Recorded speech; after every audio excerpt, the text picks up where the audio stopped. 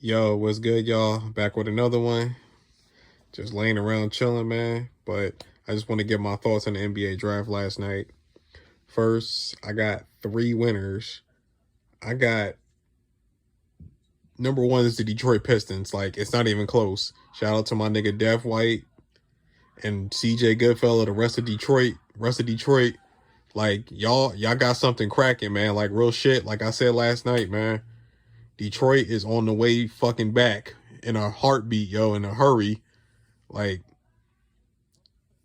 just like my homeboy said, like, Miles Bridges should be the target, not DeAndre Ayton. Like, you don't need DeAndre Ayton now, like, because you got Jalen Durant, you feel what I'm saying? That can push Isaiah Stewart to the bench.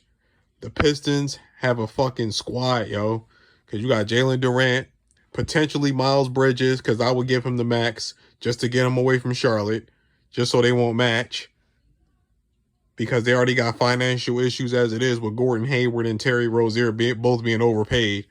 So I would do that if I'm the Pistons, because even then you have to overpay, because number one is free agency, and number two, the Pistons have to overpay people to get there, because that's just been the way it has been for the last 12 years. Pistons have to overpay people, but in this instance, it's worth it, because Miles Bridges is a perfect fit with Jalen Durant and Jaden Ivey and Cade Cunningham. But like I said, Jalen Durant, Miles Bridges, Sadiq Bey, Jaden Ivey, Cade Cunningham. That's a hell of a fucking lineup. It's a hell of a fucking lineup. Real shit. And I would just get a shooter off the bench if I was the Pistons. That's what I would do. Get a nice little shooter off the bench. And I would absolutely move Killian Hayes. Like, that's the end of that. The Killian Hayes experiment is over, thankfully, for Pistons fans, because I've been said around the draft time when he was drafted, he can't fucking play. I saw that shit a mile the fucking way, so I'm not even surprised about that. But my second winner was the Houston Rockets. Jabari Smith was, in my opinion, getting the best player in the draft at number 3. Whew. Like, that rarely, if ever, happens. You feel what I'm saying? Outside of Luka Doncic getting drafted after Marvin Bagley. But getting the most talented player, in my opinion, in the draft at number 3 is a big steal. Plus, the Rockets have Jae'Sean Tate, Jalen Green, and the kid that they drafted at center last year. Like, the Rockets have something cracking. They need a point guard because, like I said, I've never believed in Kevin Porter Jr. He should be coming off the bench for a good team, but I'll give him the benefit of the doubt just for right now. But I don't see it. I'm not big on him, like, at all. Like, he's a volume. How should I say this? He's too ball dominant for me, because in my opinion, the Rockets play better. Jalen Green gets better shots when he has another point guard in there. Like, when Dennis Schroeder was in there, he got better shots. And I don't even like Dennis Schroeder either, but the Rockets are going to be a much better team in the future, especially when they upgrade that point guard. And then my third winner is, I'll say, I'm going to say the Miami Heat. And I'm going to say, for this reason, Nikola Jokic is, the way the Miami develops players, I won't be shocked if he turns into a star, yo. I'm going to be honest with y'all, like, because he got the skills. He got all the skills. Like, the kid can play. Like, he seems like he's going to be one of those late first round picks that's going to turn into a steal.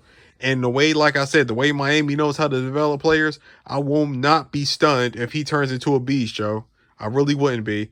And he's actually a perfect fit next to Bam Adebayo. So that's what I'm just saying, y'all. Like, I'm not gonna lie, man. Miami knows how to fucking draft, man. They know what the fuck they doing. Like, we can never question the Heat. And I have two losers. Sacramento Kings, Keegan Murray is not the player, it's the situation. The Keegan Murray, I think he should have went somewhere else, like, because Sacramento has not, and I mean absolutely not, shown an ability to develop players. They've developed one good player over the last, 5 to 10 years, and that was DeMarcus Boogie Cousins, and then he left. But outside of him, maybe De'Aaron Fox, but De'Aaron Fox hasn't shown he can be a winner. I know a lot of people are going to blame his situation, but he seems like John Wall to me, man. Like he gets numbers, but he don't really make people better.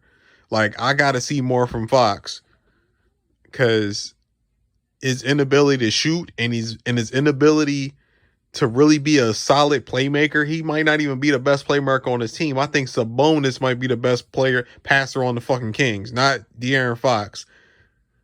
And then you have the Knicks.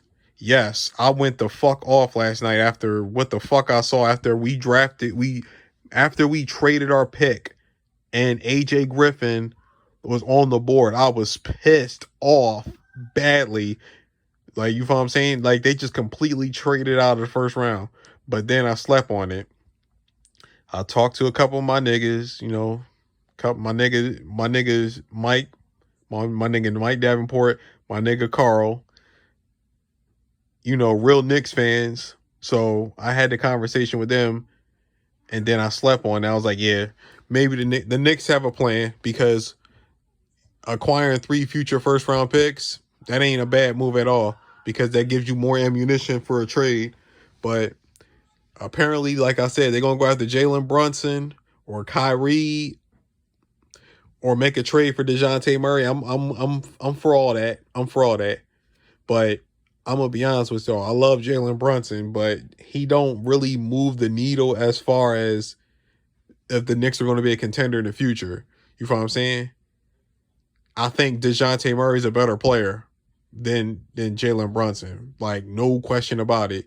Like, I'll make that move, but it remains to be seen if the Spurs make that move. But my whole bottom line with the Knicks is maybe it was better off we didn't draft a rookie, because Tom Thibodeau wasn't going to play him any fucking way, because he didn't play fucking Quentin Grimes last year, and he was clearly one of our best perimeter defenders and best spot-up shooters, and he didn't even get that much time until people got injuries, and then he didn't play Cam Reddish, and Cam got talent, so what the fuck is you not playing him for? And then, like, Tom Thibodeau, in my opinion, Tom Thibodeau got to fucking go, man. I wish he could get the fuck out of New York.